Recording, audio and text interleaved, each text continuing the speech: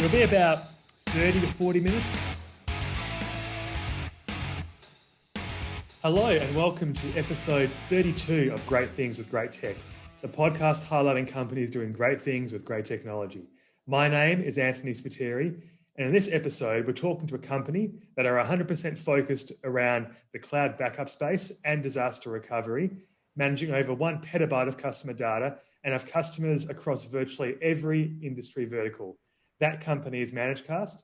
And I'm speaking to Nathan Golden, the owner of Managecast Technologies. Welcome to the show, Nathan. Hey, thanks, Anthony. Thanks for having me. Excellent. So just before we get started and talking about the service provider space with a focus on backups, one of the greatest loves of my life, I just want to give a shout out to Great Things with Great Tech. So if you'd like to feature on future episodes, and you can click on the link on the show notes or go to launch.gtwgt.com and register your interest. Just as a reminder, all episodes of Great Things with Great Tech are on the GTWGT YouTube channel. So if you haven't subscribed yet, please click on the icon below. And also GTWGT is across all podcast platforms, hosted by Anchor.fm, but goes out across Google, Apple, Spotify, every great podcast channel. So we're going to be distributed everywhere after this, Nathan, which is always good to hear. Great. All right. With that, let's get started and talk about Managecast. And this was a company that you mentioned before. It's crazy to think 21 years ago, 2000, it's like it's gone in a flash, hasn't it? But that's when Managecast was founded in February of 2000. So maybe, introduce yourself and then talk about the lead up to the founding of the company in 2000. Sure. We started in February 2000. That was a month before the NASDAQ at that time hit its all-time high. It was probably the height of the dot-com was going to say if it was around that period. Fresh off the Y2K craziness and the surge in business there. So looking back on it, probably not a good time to start a technology company. But I'm an old Novell guy, C&E. Cool. And at the time, the company I worked for was heavily, courting Microsoft, and Windows 2000 was coming out. And certainly, I recognized that had potential, and I had no illusions that Novell was going to be around for forever. Definitely saw the juggernaut of Microsoft, and I've always been a Windows guy as well. But the reality was that was a space that wasn't supported well by a lot of other companies. And so I looked at it as an opportunity to kind of go out and take care of those customers that were being neglected by the market. And so for probably 5-6 years, we enjoyed that. And in fact, looking back on it, I don't think I realized how good I had it. Okay. There was very little competition. I wasn't really used to competition. And so I didn't realize, how good it was. And then, maybe 2006, virtualization started getting big. And so we started getting into that. And then all of a sudden, there's a lot more competition in the virtualization space. So that was interesting. And the Novell business was starting to decline. So we had to adapt as a company to make sure that we stayed relevant. Yep. And probably in about 2009 timeframe, we started seeing cloud was probably the new technology. And so we thought, okay, what can we do in the cloud? And given our past experience with our customers, we sold backup solutions, tape and backup exec and ArcServe, and kind of that old school backup solutions. And what we found is that our clients, some of them did a great job, but a lot of them didn't. We'd go in, deploy a solution, say, here you go, here's what you've got to do, and then walk out, come back 6 months or a year later, and backups weren't working. Or they weren't taking the data off site, they weren't encrypting their data. In other words, they weren't managing the backup well. And so in 2009, we decided, hey, let's get into backup and disaster recovery. We thought that was a good maybe segue into to cloud. And I think even to this day, I haven't checked recently or whoever puts out that information, but I think cloud backup and disaster recovery is still the number one use case for cloud. Maybe you can correct me if I'm wrong, but I think just before we go on, I think what's interesting is that, I was just thinking about it, and what you were talking about paralleled a lot of my early career. I was around, I think we're kind of roughly the same vintage. I was around the Novell, end of the Novell era, that first Windows 2000 era. I did my MCSE on Windows 2000. I got my first gig at a service provider, working on, effectively Linux and Windows hosting around the 2002 mark, right? So, I was right there. So it's funny that a lot of the stories that we talk about, and in fact, when I've had other service providers on the show, that early 2000s, sort of late 90s, early 2000s, around the .com, when when virtualization was kicking in, leading into cloud computing, it's all a very similar story, right? And we all kind of come from that same vintage, that same background. But I think the great thing, and what we'll get into before, and the point I want to make, is that somewhere along the line, great companies rise up and start to differentiate themselves and actually become, successful, right? So you mentioned no competition before, then competition kind of evolves. There's a certain piece of people in a space who decide to specialize, but ultimately all of us started in the same little bubble, and we've all kind of progressed into where we are today. So yourself, the owner of a great and very successful, business, now 21 years old. I just thought it was interesting. I just hear the same things over and over again. And we'll talk a little bit about the why Managecast have been so successful, specifically, since you decided to focus on the backups. But maybe just continue and talk a little bit about why you decided to, really dive into backup specifically, because I think at that time, a lot of companies were also thinking infrastructure as a service, backup, let's just marry the two together and kind of have backup in the background doing its thing. Yeah. So, again, it goes back to what we noticed with our clients is they weren't doing what they should be doing, right? And we look at backup as like going to the dentist. It's something that everybody needs to do, but no one looks forward to it, right? It's a great analogy. So we saw it as an area that people needed help in. And from the very beginning, I never had a thought about, hey, I want to provide storage to people and that's it, right? That was never a thought for me. It was, I want to make sure the backups actually work and that the customer, when they need it, will have that data, right? And so I didn't look at it, hey, I'm going to provide, cloud storage. Cloud storage just became a component of what we needed to deliver our services, right? But the core service was to make sure that the backup was actually made, right? And made correctly, and that in the time of need, it would be restorable, right? And so that was really our focus. And you look at fast forward to today, there's lots and lots and lots of cloud storage providers out there and cloud backup providers.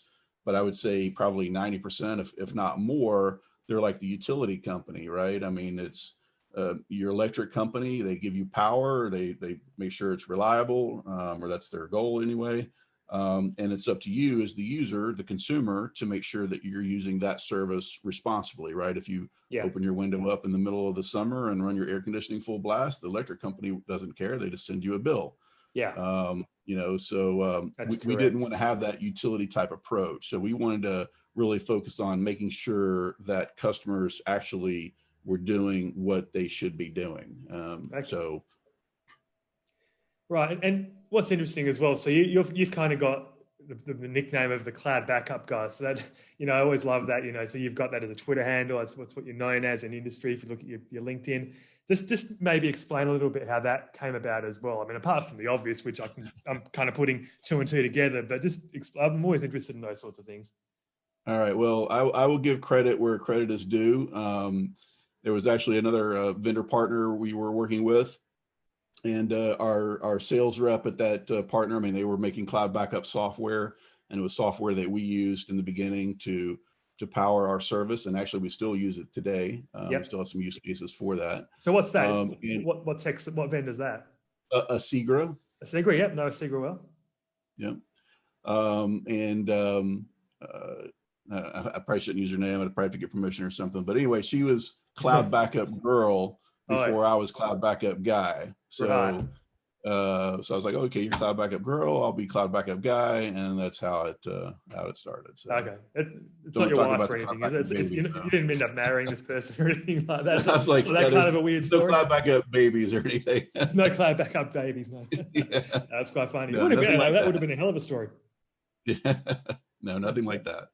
So okay, so that's good. So you mentioned a Segra. So maybe talk a little bit about, because I was trying to sort of create backup products back in that 2009-10 space as well. So I fundamentally understand the pain that was in play there, you know, with regards to, you know, there wasn't quite that sweet spot of connectivity versus data throughput versus what people were backing up, what they wanted to. So expectations were kind of out of alignment with the technology. But maybe just talk a little bit about those early days and some of the pain points that you had in developing a reliable and robust backup service. Yeah. So I think part of it was choosing the technology that we did. I mean, the nice thing about Asigra is I think they started in the 1980s. Wow. You know, and that's, they were doing backup over telephone lines and modems. Whoa. Yeah, okay. And they That's called lineage. they called it televaulting. That was before cloud was a word, right? And so they called it televaulting. Now, of course, they adapted and became better and obviously call their solution, you know, a cloud backup solution today. But I mean, they were doing things like deduplication back in 1993. Whoa. Not because it was the cool fad thing to do, but because they had, you know, slow connections and they had to push, you know, data through those slow connections. There was a requirement for it, yeah. They were looking at, you know, how can I compress this data the most? How can I dedupe the data the most? And so they really, you know, had a lot of those things figured out. And so I don't think there was a huge amount of pain that we encountered in the, you know, 2009, 2010 timeframe because they had worked out a lot of those issues. Okay. And the other nice thing is that Asigra was built pretty much from the beginning to be a service provider, multi-tenant product.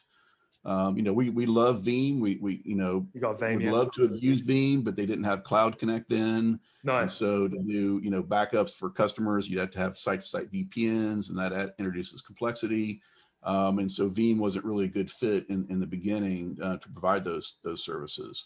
So Asigra, I mean, it works well and still continues to this day to work well. Yeah, and I think if I think back to kind of when I was working around that time, I mean, the biggest problem for me was the connectivity. And, you know, I mean, it was a little different for me being in Australia. You know, obviously our connectivity wasn't as strong as what it is in the States. But, you know, that said, I still kind of was surprised to a certain extent, especially around where you guys are based out of Ohio, right?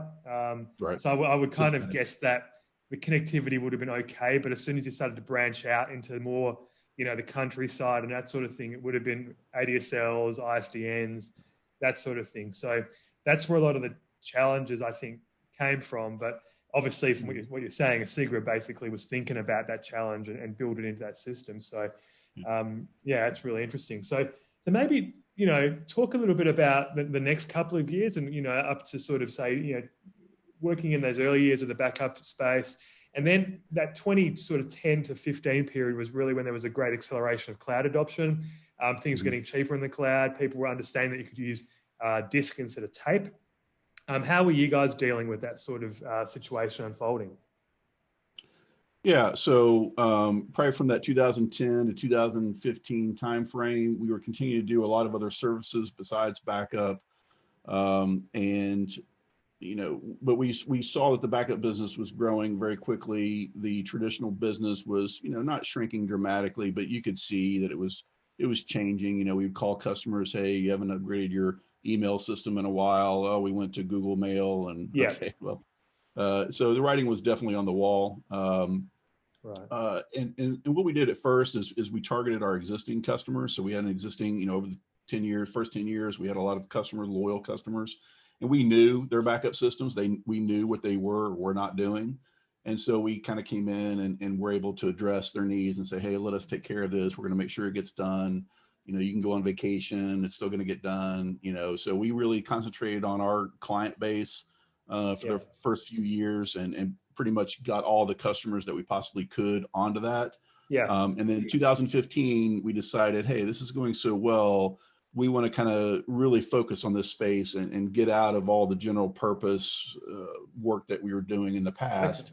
And so from 2015 to today, we are 100% focused on backup and disaster recovery. Okay. That also allowed us to kind of go outside of our region. So, you know, we were kind of regional. And so the last I was actually going to ask that, you know, where your breadth of influence was and where your customers were at. So up until that time, it was kind of local. And were you doing more managed services back then, like, you know, break fix? Was that the business and were you doing any hosting as well, any infrastructure hosting or anything like that? No, I mean, we really didn't do any hosting. I wouldn't even call us an official managed service provider. It was more of a consulting company that sold products and services. So we, upgrade email systems, firewalls, wireless, servers, storage. But, it was, we might come in once every 3 months or 6 months into an organization and help them with some heavy lifting, right? So we were never really a managed service provider in the beginning, or the first 10, 15 years. Well, when we started doing the cloud backup, we started offering that as a managed service. Okay, so you're in this transitional period. You've seen the writing on the wall in terms of, backup, DR, that's kind of the future. And to be honest with you, I mean, when I think about it now, that was kind of the time frame that I was working on similar technologies with Veeam. I was kind of starting the path to where I am today and where I work for today with Veeam. But what I saw as well was a lot of providers that had traditionally been in that managed service infrastructure space, they were pivoting quite hard as well to the same sort of realization that we need to kind of be a little more focused on, cloud backup, because that's what the industry wants. There's a certain, yearning for it. So what would you say was the thing that made you go, yes, we can do this? It was obviously a big decision to get made from a company perspective. I mean, it's a big bet, right? To go, we're going to just kind of narrow down onto a particular sort of vertical. So what was the thing that drove you to that, and what made it possible? Well, I probably would have done a lot of things differently. But I mean, I went to one client that we had a great relationship with, and I started with them.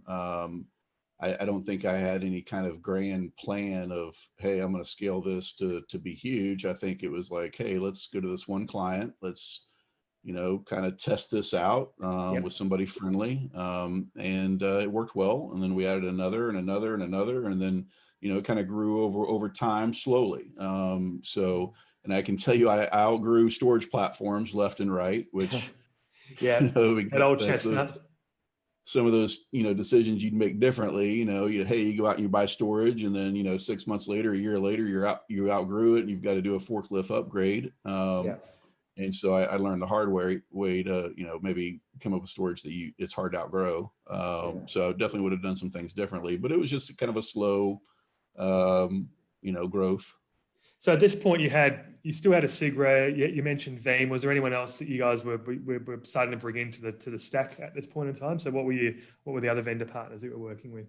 From the cloud, no, that was pretty much it. I mean, we got on to Zerto probably the 2015, 14 timeframe, because we had a couple of clients that came along that had those big recovery point goals that we couldn't really satisfy. And so we got onto the Zerto bandwagon there. So especially Zerto, SIGRA, and Veeam are three partners that we've used, and that's all we've used. Wow. Okay. Yeah. Cool. Very narrow. And in terms of the underlying technology, I like to ask, were you guys using, what sort of hardware were you using? Was it the storage wise? Was it Dell? What were you guys using from a storage perspective?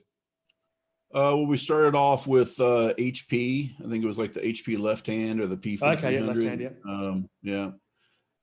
which was, they gave us a nice entry point, but then we found out that expanding and upgrading that was very expensive.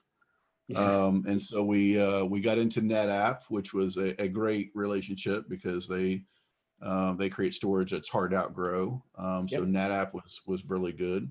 During this time frame, obviously, we started to run into a lot more competition.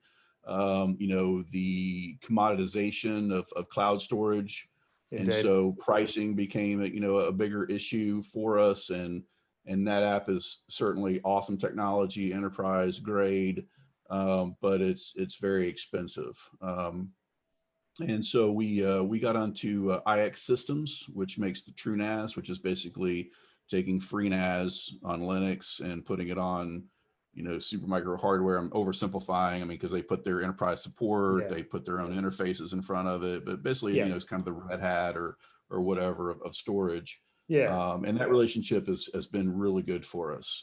Gives us enterprise class capabilities in our storage, without that NetApp or even HP type pricing. And does that allow you guys to scale out quite successfully? Like, is it a scale out sort of model? Yes, absolutely.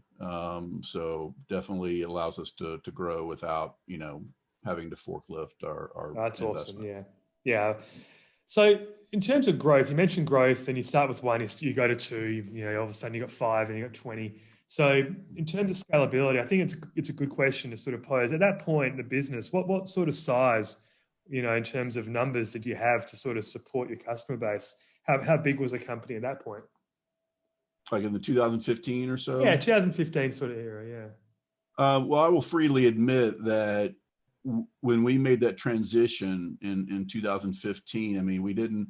The issue we ran into is if we ignore our existing business, then competitors can come in and take that business and say, oh, by the way, we can do backup too, Yes. right? So I wanted to kind of avoid that situation. So we partnered with another company and we transitioned that traditional business to the other company with the agreement that you're not going to touch the backup Nice. piece, right? Okay. And so we transitioned that business and we're able to focus on that. Some of our employees were part of that transition because we had some salespeople and engineers that weren't focused on the backup space. Yeah. And so it made sense for them to kind of transition as well. So overnight, our company got chopped in half. So it was kind of like starting over again. It felt very much like we were a startup company after Yep. 15 years of being in business. Yeah. And so we did that and then had to grow from there. So so these questions are leading into a topic that I want to talk about, which is your console.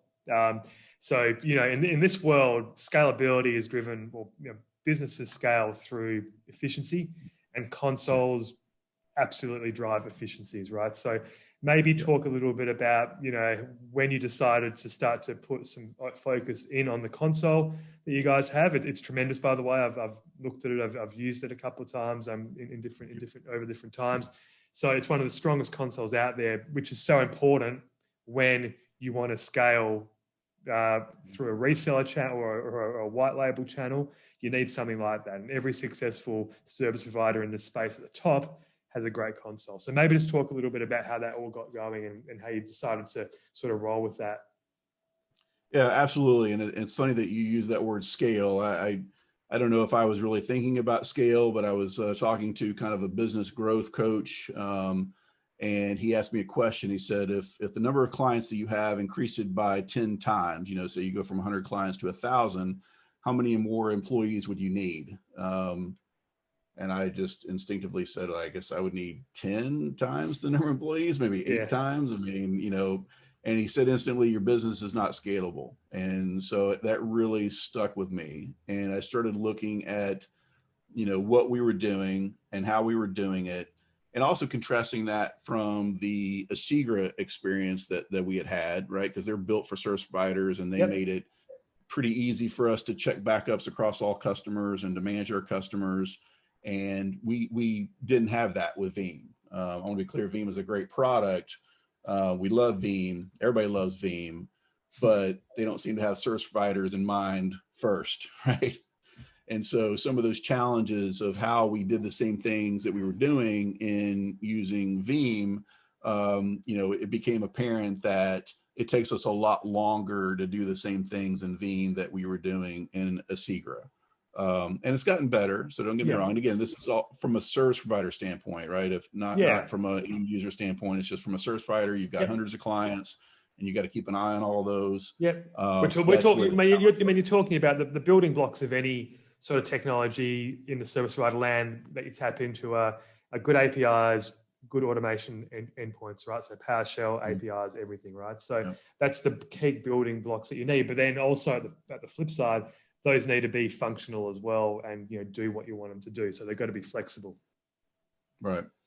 So we built our portal for ourselves. It wasn't really meant to be, at first anyway, we didn't really intend for it to be customer facing or even for other service providers to use it. It was for our own internal consumption to allow us to do our jobs more effectively. And I remember it took us about 4 months to get a beta. I mean, we had to work on authentication and all these other things, but we finally had a minimum viable product or whatever that thing is. MVP. And we deployed it. And I was looking at my email that day, and I saw these email notifications, and I kind of came out and talked to the guys. I'm like, did we have like a bad night last night? Was there a problem? And they were like, no, we can just see everything so much easier now. So, I mean, that's where the light really went off, and like, okay, we're on to something here, because I could see the impact, the positive impact that it made to our company. And it's all about making our employees more efficiently work and be able to do their jobs. I want to stress that we didn't automate alerts. I get other service providers that call me and they think they can, use our portal to do their job. That's not really what it's meant to be. Yeah. I like to think of it as like a chainsaw. You can't throw a chainsaw into the middle of the woods and expect it to cut down trees. And good analogy. You still have to have a good, competent human to work that chainsaw. So that's our portal, is that, it still has to be managed by a person. A human has to be looking at the information, because the reality is that you might get an error one night, right? And you think, well, okay, I'm going to wait to see if that error happens tomorrow night. Yeah. I'm not going to open a ticket up immediately. And so a human kind of needs to make that judgment call. And so I didn't want to create all these tickets and all these alarms that, tend to be ignored. Yeah. So it was all centered around making our employees as efficient at doing their job as possible. But then after we did that, we thought, well, there must be a lot of other service providers kind of in that same boat, right? I mean, and so we started talking to other service providers, and yes, they struggle with those things. And so we started to making our portal what I call multi-tenant inside multi-tenant, right? Because another partner is a tenant of ours, right? And then they have their own tenants. Yeah. So you have multiple layers of multi-tenancy. So we put that into our portal. We won the Veeam Innovation Award last year. Yes, but well done. Yeah, we did not stop development, right? So it's just the development is harder to see, or gets maybe less sexy than it was when you had a brand new product that never existed before, right? But we've continued to make it better. Yeah, and you guys, I mean, to be fair, like your runway, I mean, when we talk about 5 or 6 years, that's kind of what we're talking about, right, from this portal development, which is actually quite a small period of time to get something as good as what I've seen up and running. I mean, other guys' portals have been up and running in various forms for, now we're talking like 12, 10 years, right? So you've kind of done it in half the time. So well, let me back up. Hold on. We actually didn't start the portal till 2019. Oh, so that's even better. Yeah. That's even better. Yeah. There you go. So it's like only, the best part is 2.5 years old. So that's even more impressive, I think, that, you've been able to develop something so quickly and so effectively. So I think the great thing that you mentioned is that multi-tenancy. And this is where I wanted to talk a little bit and bring the conversation around resellers and white labeling into play, because you obviously work through a kind of channel model through resellers, which are those other guys that you were talking about. What's the difference between a reseller and white labeling? Okay, I think it's control of the customer. If we are a reseller, then we have the relationship with the customer, and we're communicating with the customer. We have the agreement with the customer. And we're paying, kind of a commission to the person who brought us in. So that would be the reseller.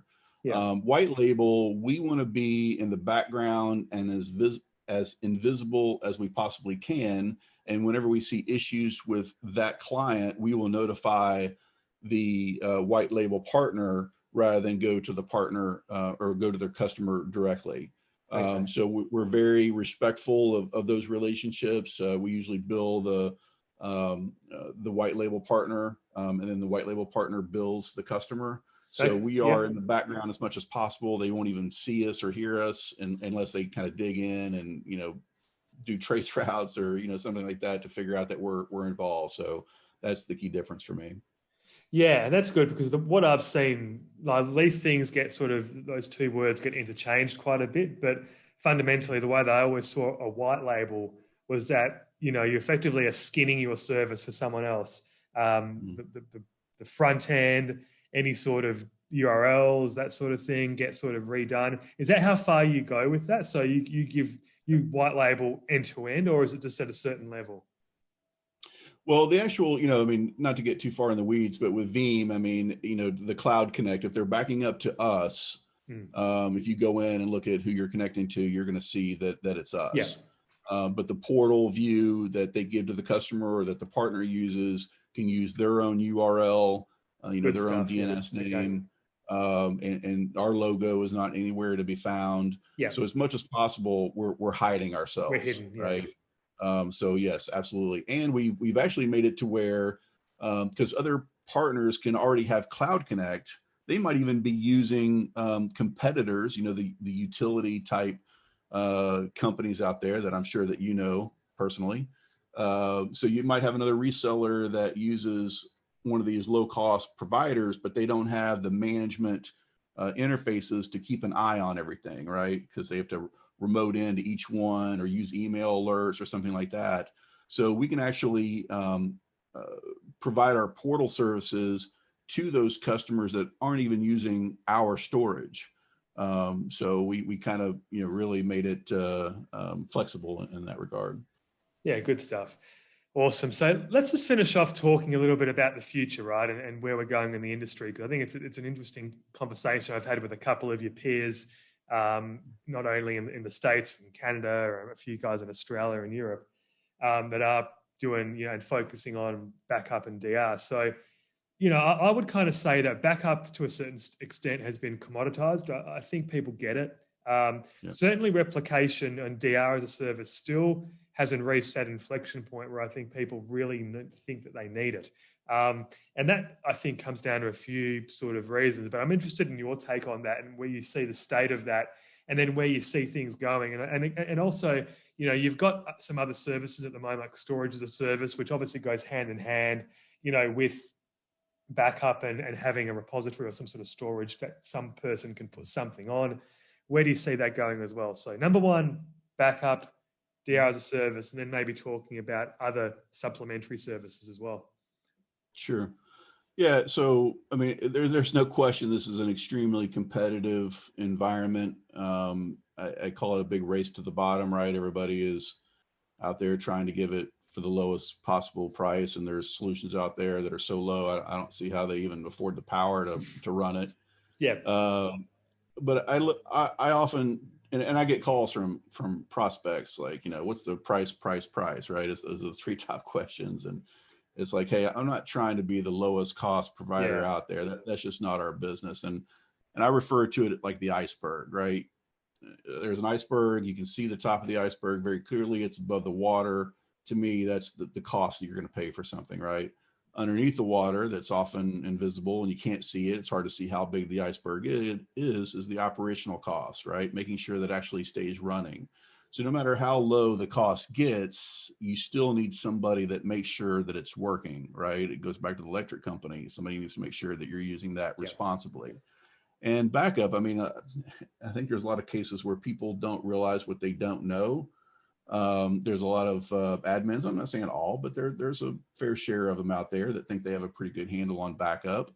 And then you work with them and you realize, they don't know about SQL transaction log backups, and, they're doing, NetApp snapshots and thinks that's a backup. And so there's a lot of room out there to provide those services to manage the backup, right? And provide that expertise. When you get a new application, like it has a new database, well, it probably has, special backup procedures you've got to go through. And so we want to be experts in that and really focus on that bottom of the iceberg, right? So we're offering a total solution. We look at, and I'm going off on other tangents here, but you look at backup and DR, super important to all organizations or most all organizations. Absolutely. But it's not increasing the number of customers that you have. It's not increasing your brand awareness. It's not making you more money. It may be protecting those things, but it's not, no one's going to do business with another company because they have a great backup solution, right? Everyone kind of does it because they have to do it. They know it's kind of like a necessary evil, just in case sort of situation. Worse than insurance. Right. Yeah. And in IT, everybody has a task list, right? And that task list is never empty. You can't be in IT and say, oh, I'm finished for the day, right? I mean, you may be finished for the day, but your task list is not empty, right? There's always something on your task list. Yeah. And to me, it's like, okay, if you can take that piece that's not growing your business or not strategic to the growth of your business, and get a company like us who are experts at doing it, To me, that's money well spent, because then the IT person on site can then spend more of their time doing those things that do increase the brand, that do increase the number of customers, that make them more operationally Makes sense, efficient. yeah. And then DRaaS is a whole other piece too. I mean, that's a good example. Talk about DRaaS a little bit, because I am really interested in terms of where you see it today and where you see it going. Yeah. So what I often tell people is spinning up servers in another data center is actually a really easy thing. And Veeam makes that really super easy. So that piece is completed. And so I'll get a call, and they'll say, hey, I want to, get pricing on DRaaS. Okay. How are your users going to connect to the DRaaS environment? And there's this pause on the phone, and I can tell from that pause, they've never actually even thought of that question, right?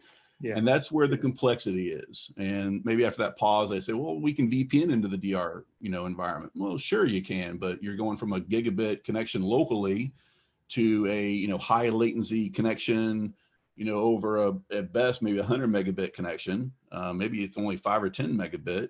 And are your applications going to run successfully over that type of connection? Yeah. And they don't know the answer to that, right? And so it's like, well, yeah, we could support VPN, but I'm not sure your users are actually going to, be able to use it. And so the complexity with DRaaS are those types of things. How are you going to connect to the data center, or how are you going to connect to your DR network? Where are your users going to work from? Are they going to work from home, Starbucks? You're going to go rent a place? What is your DR plan? How are you going to do this? And so that is really the value of what we do, is to help customers do that. And so that's, to me, I think that'll always be needed. I think you can outsource storage and stuff like that, but you can't. So it's more of a, you're saying it's more of a hand-holding situation, right? Because, every business is different. Every business needs different requirements.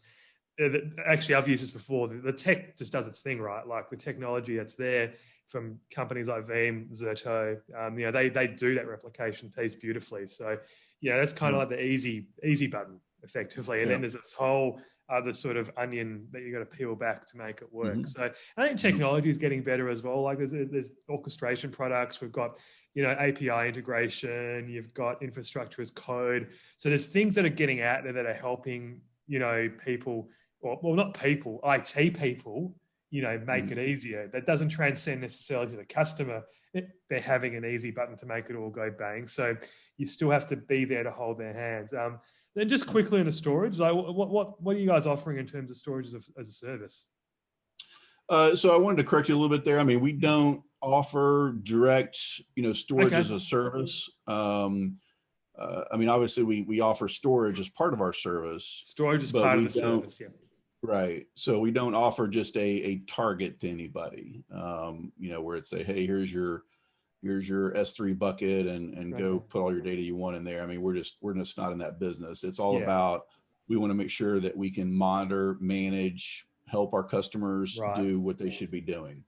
All right. So you've taken a decision to basically not go down that, because I think, from what you've mentioned before, that whole, and this is like an American phrase that I've learned over the past few years, like pennies in the dollar, right? Like you don't want to be doing that sort of game. And that's that sort of cloud storage is all about that pennies in the dollars. So I get that. Is that kind of where you're at with that at the moment? Yeah, absolutely. A good example is we provide immutable object storage for Veeam, but we don't offer immutable object storage outside of Veeam, right? We could, but we don't have any way to really monitor whether or not that's working properly for the customer. Get it. Right. And if we can't monitor it, we can't manage it, can't see what's going on, not interested, right? Because I can't provide, that's our value, right? Yeah. We're what's underneath the water on the iceberg, that's what we do. Beautiful. Well, I think you summed it up pretty well. And I think, you've really articulated where Managecast is in the market, what you guys are doing, that narrow focus. You've kind of, evolved into that narrow focus. And to me, it's even more narrow. And that's not a bad thing. Let's not call it narrow. Let's call it maniacal focus. You've got a goal and you want to basically work within that goals. And you've been very successful at it. You've won some great awards. The recognition is there and you're certainly on the up. So, well done to you guys. Just before we finish, is there anything else that you wanted to mention? If any plugs, where can people go to learn more about Managecast? Yeah, well, I'll just comment real quickly. I mean, we are narrowly focused, I guess, when you look at all of IT, but even within the backup and DR space, it's incredibly complex, or can be. I mean, Oh you've yeah, got Macintoshes out there, Linux, all the different flavors of Linux, different databases, mobile devices. Now we have cloud to cloud, we have yeah, Kubernetes. I mean, it's not easy to be an expert in all that stuff. So we are yeah. narrow, but yet there's still a lot there that For you we need guys to to make sure actually we're work on with, top of. understand. Yeah, Yeah, completely. I get it. yeah. All right. So is So there as far as more any information, yeah, go ahead. yeah, sorry. Yeah, I mean, if you just go to our website, managecast.com, there's, I think, lots of places to chat with us and to contact us. So that should be pretty straightforward. I'd be happy to, if you just want to bounce an idea off of me, I'll be happy to kind of give you my take on it. I'm an engineer by background, and so I'm not, going to try to pressure you into sales or anything like that. I'll just give you my honest opinion. I like to talk about this stuff. I like to hear what other people are doing. Sometimes I learn some things too. And so if anybody just wants to reach out, pick my brain, I'll be happy to, have a conversation with somebody. Awesome. Thank you, Nathan. All right. So let's just wrap it up now. So I'll put the show notes up on the podcast and on YouTube. You can find me at Anthony Spiteri on Twitter and at GTWGT Podcast and at gtwgt.com. Just as a final reminder, again, if you're not subscribed or you're new to the show and you'd like to hear about more episodes, you can click on the link below or go to the podcast at Anchor FM. And with that, I'd like to thank Nathan and Managecast, and we will see you next time on Great Things with Great Tech. Thanks, Nathan. Thanks, Anthony.